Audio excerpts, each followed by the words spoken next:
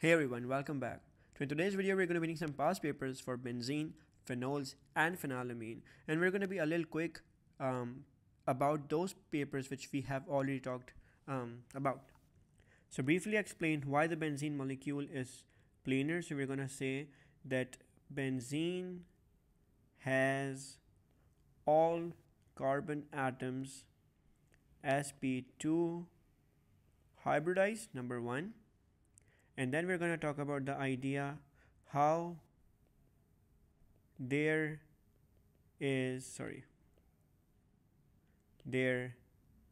angle is 120 between each other. And we can also mention about the idea about pi electron density above and below the plane. Moving on, briefly explain why all the carbon-carbon bonds in benzene are the same length. So we can mention due to pi, basically you have to mention the idea of how pi bond resonance has a role over here. So you can say that because the pi electrons or the double bonds are delocalized and in resonance. So due to the pi electrons being delocalized, so it's not pi bond in one side and sigma on the other, it's like delocalization. And also you can say that electrons are evenly distributed. So the electrons are evenly distributed.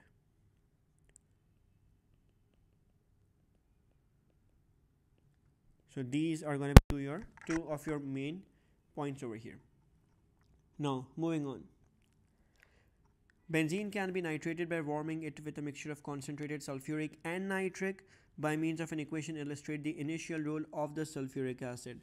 So we have already talked about this idea how when nitric acid goes in front of the sulfuric acid, it helps to produce this molecule like HSO4, which is your ion over here, and then you produce NO2 plus and you produce H2O. So this is important for us to remember how NO2 is the electrophile. Name the type of reaction and describe the mechanism for the nitration reaction. So this reaction is going to be electrophilic substitution. That is going to be our nitration. We have already said this. We can't use this in the exam. I'm just reiterating that this is the name, and the reaction type is electrophilic substitution. We have seen the mechanism already in our videos, how NO2 plus gets an electron from the benzene ring, and ultimately this is the intermediate produced, and how the hydrogen electron goes into the delocalization system, and then you get a nitrobenzene. State the reagents and conditions needed to convert benzene into chlorobenzene. So in order to chlorinate the benzene, you need chlorine and FeCl3 anhydrous. Moving on. Nitrobenzene undergoes further substitution considerably more slowly than chlorobenzene. That is because nitrobenzene is less reactive than just benzene. We have already talked about this why. Moving on.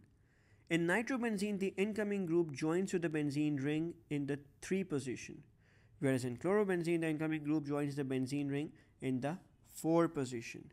Use these ideas to suggest the structures of the intermediate compounds Y and Z in the following synthesis of 4-chlorophenylamine.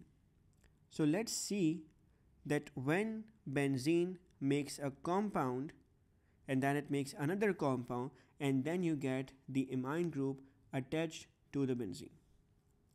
Now we need to understand the idea that first you will chlorinate because your amine group is on the 4th position with respect to the chloro. So if chlorocarbon is 1, then the amine group is on the 4th carbon. It means the chlorination happened first Otherwise, if the nitration had happened first, then chloro would be on the third carbon. Let me clarify this idea again. If you had a benzene, if you chlorinate it first, for example, like this, and then you make a nitro attachment, the nitro attachment would be on the fourth carbon, and then you can reduce it to make the phenylamine, chlorine on the first carbon, amine on the fourth one. If you had made nitration happen first, if nitration happened first and chlorination happened later, then chlorine have been on the third carbon. In our case, there is a 4 carbon gap between both of them. It means chlorination happened first. So first you did chlorination using the FeCl3, and your first intermediate is going to be a simple chlorobenzene. And then you confirmed the process about nitrobenzene. So then you added nitric acid and concentrated sulfuric acid in the chlorobenzene compound to make nitrobenzene form. And then obviously when we talk about what's happening in reaction 3, you are reducing it, right? So there's reduction going on. Suggest the reagents and conditions for reaction 3. If you remember my last video, you would already know using tin as metal, and we are using concentrated HCl for reduction. Now let's have a look at this question. It says suggest structural formula of the products A, B, C, and D. We have 4-chlorophenylamine. Amine is going to be a 2,4,6 director. On the left hand side, I'm going for bromination in the presence of FeBr3 catalyst. So here, since amine group is a 2,4,6 director, I attach a bromine group on the second and the sixth position. In this case, it is known as the electrophilic substitution, where amine group had a positive inductive effect, and amine group was also a 2,4,6 director because the lone pairs were involved in the delocalization. Now, if we notice the reaction happening on the right hand side, we have a very unique kind of compound which is known as the acyl chloride. In acyl chlorides, there is a carbonyl followed by a halogen atom, CH3COCl. Let me draw this structure over here for you guys to see that there's a carbonyl and there is a chloride on the same carbon. The most common reaction of acyl chloride is that the chlorine atom is eliminated and the carbon is made into a cation. It is becoming a carbocation. So the carbocation will accept a lone pair from nitrogen. So focus on the nitrogen of phenylamine. The entire carbon chain is attached on the nitrogen of the phenylamine, while the chlorine is eliminated and the hydrogen is eliminated from the amine to make HCl. So you now receive a 4-chloro and phenylamide. It's not amine anymore, it becomes amide. We will talk about them very soon in our upcoming videos. If we notice what's happening at the bottom left, there's no reaction because OH is an alkali, phenylamine was also basic, so there's no point in reaction. Phenylamine is itself a base, there's no point in reacting a base with OH. If you follow the reaction on the bottom right side, we know that sodium nitrite is immensely reactive, so we need a temperature below 10 degrees Celsius, we need very cold temperature, and what happens is the amine group is converted into diazonium chloride. So you get a diazonium ion. Since you are adding HCl, chloride is going to be the spectator ion and you receive 4-chloro-diazonium chloride. Let's continue and see. In aromatic substitution of monosubstituted benzenes, the orientation of an incoming group depends on the nature of the group already attached. We know this. For example, using the same reagents and conditions, methylbenzene and benzoic acid produce the following nitro groups. On the bottom left, you can see methylbenzene is attaching the nitro on the 4th position, but benzoic acid is attaching nitro on the 3rd position. That means that methyl is 4th directing, and benzoic is third directing. Using the information as an aid, suggest a structure for the compound C in the following synthesis. You can notice that in my product, bromine is attached on the third carbon. So you need to ask yourself, are we using the methyl as the main director or benzoic as the main director? So we need to understand that benzoic is the main director because methyl would have directed on fourth position, so it's benzoic. In this case, we need to notice that first the methyl was converted into the benzoic group so that bromine could come on the third carbon rather than the fourth one. So first you make the benzoic acid and then you add bromine in the presence of FeBr3 anhydrous to attach the bromine on the third carbon. Otherwise, it would be on the fourth carbon. You can see over here, if I had done bromination first, then my bromine would have gone on the fourth carbon rather than third.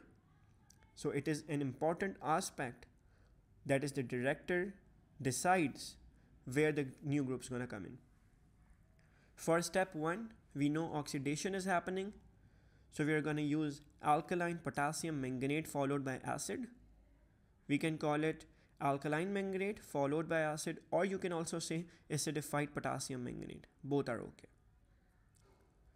When we talk about second one, I've already written it's FeBr3 anhydrous, including obviously bromine, which is your main reagent. Now let's look at this another question, which is about methoxybenzene, where it says it reacts in similar manner to phenol. Draw the structural formula of the product or the reaction between methoxybenzene and excess bromine. So excess bromine means the same compound is going to be here with bromine atoms attaching on second, fourth, and the sixth position because it's excess of bromine. Suggest a chemical reaction you could use to distinguish between methoxy and phenol. State the reagent, describe the observations. So if I compare the structure of phenol with methoxybenzene, I'm able to see that phenol can donate a proton, but methoxybenzene cannot. So phenol is going to react acidic and it's going to react with sodium, for example, to release hydrogen gas. Methoxybenzene cannot, because methoxybenzene is not an acidic compound, phenol is. Other possibilities could be that methoxybenzene cannot neutralize alkali, phenol can. So I just write sodium because that is the most common observation. I will expect fizzing with phenol because I can see that there's a colorless gas coming out, which is hydrogen, but in methoxybenzene I won't see anything. So sodium plus phenol gives me sodium phenoxide. No, it's not a reversible. Sodium phenoxide, which is the conjugate base of phenol, and half moles of hydrogen gas. Let's go towards the next question. We have done a video on this already. In the first step, you can see benzene is reacting with concentrated nitric to make nitrobenzene. So first step is going to be nitrobenzene, which is nitration reaction. Then in step 2, I can see reduction is happening to make phenylamine. In phenylamine, I obviously do reduction, so concentrated hydrochloric acid with tin metal. Then you can see I'm adding sodium nitrite, so it makes it into diazonium chloride. So benzene diazonium chloride. And then you can see in step 4, I'm converting it into phenol, which involves only adding diluted acid and refluxing it in heat to convert it into phenol. So that's all, folks. In the next video, we'll talk more about organic. Stay tuned.